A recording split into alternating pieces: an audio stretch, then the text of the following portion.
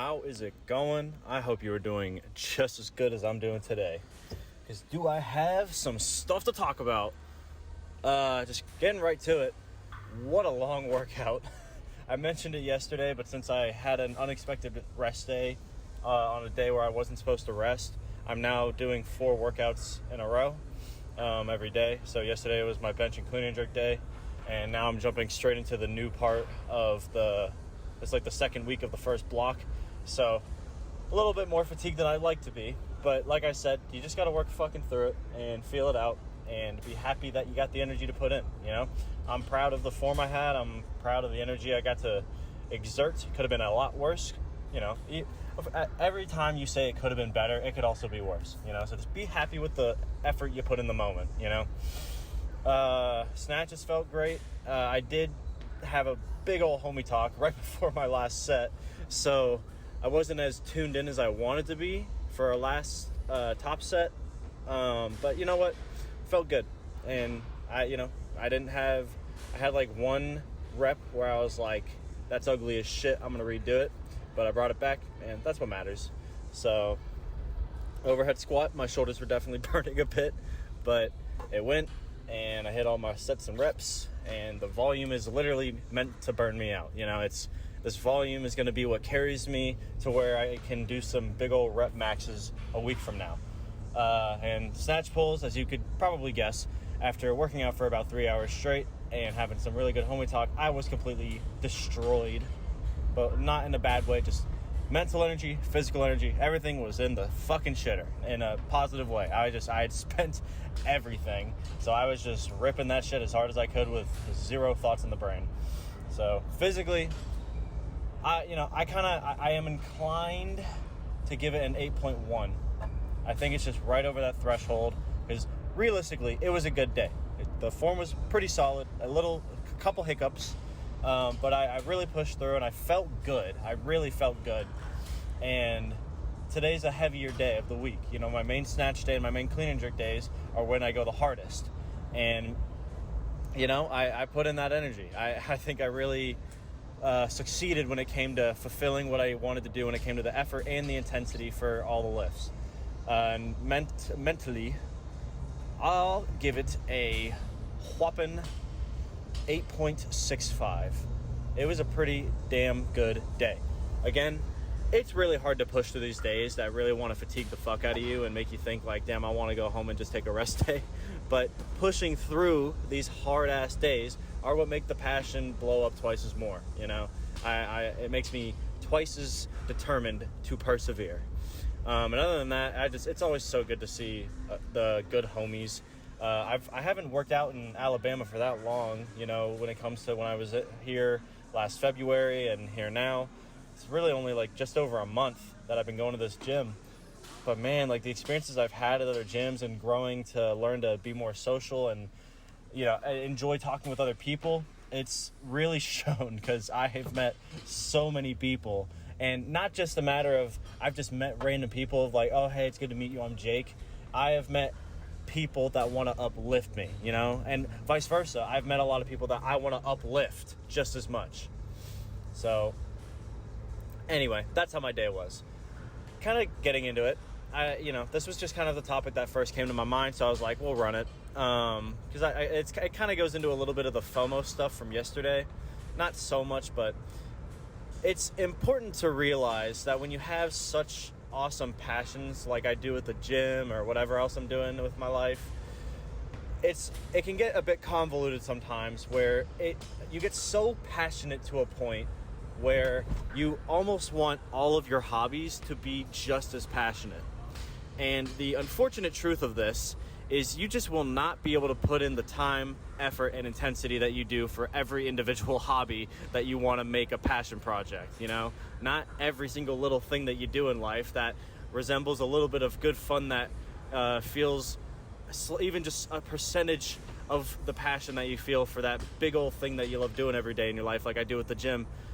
You can, I specifically, I've grown up playing Pokemon my whole life. As a left fielder, that may sound like, for someone that goes to the gym all the time and tries to get out and be social a lot, it's just a game I grew up on, and I love it. And if, you know, again, I don't expect a lot of people to understand this, but there's a way to do shiny hunting. The Pokemon turn a different color. They're just really rare. It's like a collectible type thing. That's about the base of it. But it's a big thing on YouTube right now, and a lot of people are posting that type of stuff, and I'm like, oh man, like I've been doing this for forever, and it's always been like a side hobby of mine, and I just like doing it for me on the side, whatever.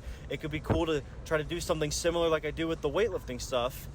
And I'm sitting there for like hours on end thinking of like what I can do, what equipment I'd need to buy to record everything, how I would get into it, that type of stuff. And I ended up, this is a little embarrassing, but you know, I'll take it with a grain of salt, like I always say.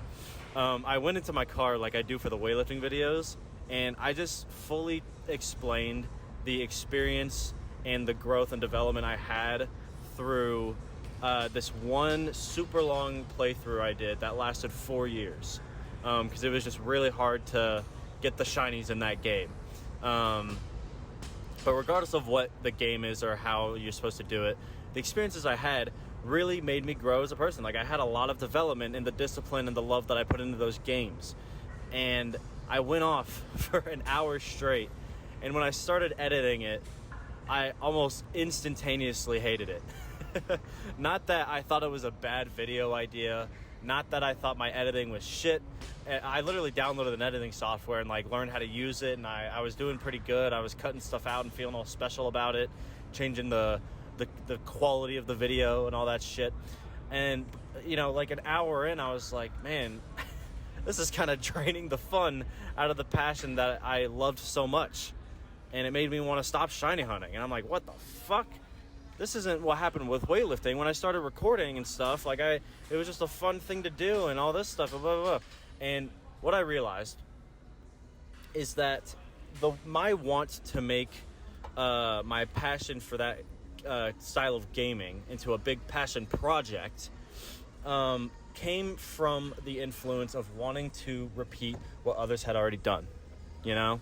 So there's something that people say a lot that I couldn't agree more with. When you compare yourself to someone else, you will never be the best version of you. You will only ever be the second best version of someone else. That's just how it is. You know, you got to do what you want to do for yourself. And it's got to, more than that, again, I'm not saying you have to be like super fucking unique and do this whole new thing that nobody's seen before, but what you do with these passions in your life is supposed to feel natural. It's supposed to just come to you. You know, it's not supposed to be something you see online and you're like, oh man, this guy like got a lot of views and like it was kind of cool and maybe I should do something like that. And then like, if you don't like it, then just don't fucking do it, you know? I put the effort in, I worked on it pretty hard, and at the end of it, I was like, this just isn't for me. I've mentioned this before, but I spent over a decade drawing in my life so far. I grew up loving to draw, and I did it literally from pre-K all the way through senior year of high school, like the whole 18 years, 9 yards, whatever. And what I had realized by the end of it was the reason I got into it was because my older brother did it. And as you know, if you got older siblings, you look up to them in a way when you grow up. It's just natural. And so by looking at this other person do this super cool thing, I was like, oh my God, I respect that so much and it's so cool. And so I'm just going to do that. And of course I could have turned it into my own passion. But what ended up happening was I basically just step by step did everything that he did, but just one step behind the entire way because he did it first, you know? And I did what he did instead of what I wanted to do. And so at the end of my senior year, when we're deciding on like where we want to go to college, what you want to do for your career in life and all this shit, I sat there and I was like, man, I do not like what I'm doing anymore. You know, I did AP art for 2 years and I quite literally excelled. The first time I did it, the maximum score you can get on an AP exam is a 5. And I got a fucking 5. Now, I get art is a way easier AP exam just because it's not so much to memorize and learn and all this other shit. But, man,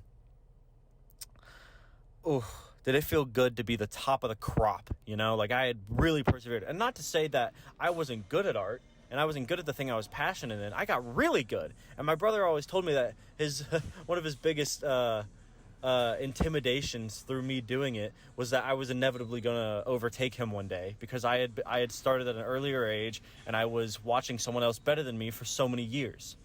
And what ended up happening is, you know, when we're choosing your careers, I got the 5 junior year of high school. I was like, oh, I'm him. You know, I fucking did it. And senior year, I just did not try. I was pumping out an art piece a day when I started and got really passionate about it. I'd spend 6 months on a piece. You know, I'd put my whole heart into it. And it's because I put too much obligation into what should have been a lifetime passion. So with all that, what I plan on doing now is I've actually started drawing recently. And I'm still shiny hunting. It's just, that's something I've always loved to do. But again, it gets you in the mindset when you put so much obligation from comparing yourself to other people, you almost want to quit on the spot. And I played tennis growing up. There's another one. I was really good, but everybody else was so much better than me because I started earlier. So I quit. And I hate that. I hate that that's something that I did, but I don't regret it, because that is the reason I'm so passionate about weightlifting today. The videos that I do for weightlifting, like I do here, and the shorts that I put out, whatever, I love doing those things so much because it's something that I just naturally found on my own without comparing myself to anyone. You know, I just did a thing and I thought it was cool just because I liked it, and it got me more motivated every day.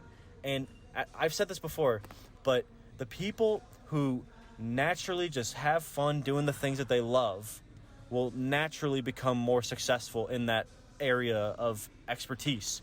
You know, not saying that I'm better than anyone else or that I'm fucking stellar at what I'm doing or whatever, but I have exponential growth. You know, I say this every day, but if you're consistent and passionate and disciplined, you will make growth. And this channel, the amount of views I get, whatever, I don't care about those. You know, sometimes I think about them a little too much, but in the long run, I just like doing these. And then the everything else is just a positive accessory after that. So it just boosts me up even more step by step every part of the way that I do it. So not everything has to be this crazy big passion project. You know, it doesn't have to be something that you have to record and post online for the world to see.